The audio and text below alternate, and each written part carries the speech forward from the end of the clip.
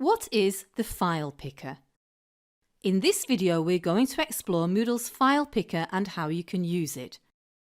You might see the file picker if you upload a file using the activity chooser, or if you're in the text editor and want to add an image through the image icon, or a media file such as sound or video by clicking the Moodle media icon. If we click to add a file, on the next screen when we scroll down to Content, we can access the file picker by clicking the Add button. What you see on the left side are links which are known as repositories, and each of these are places where you can retrieve files to display on your course. The one you'll use most often is Upload a File. This will allow you to access your documents from your computer or USB drive.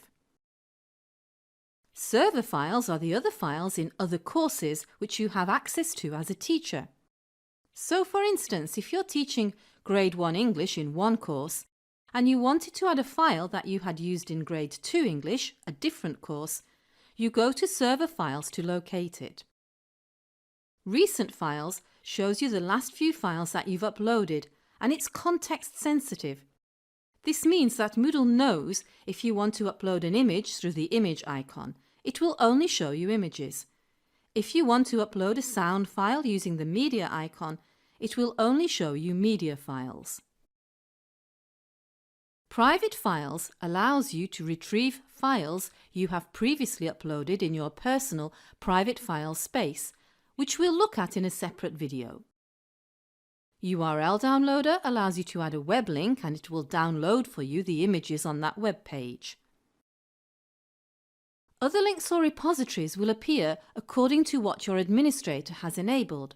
So in this site, for example, you could go to Wikimedia if you wanted to find an image which you could search for with a particular size.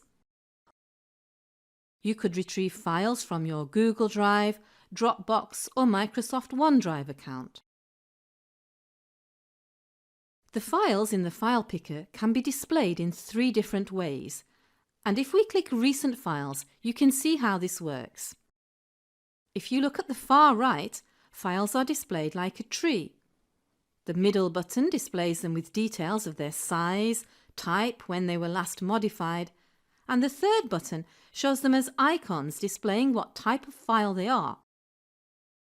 So for instance, we can easily see that this is a PDF file and this is a Word document.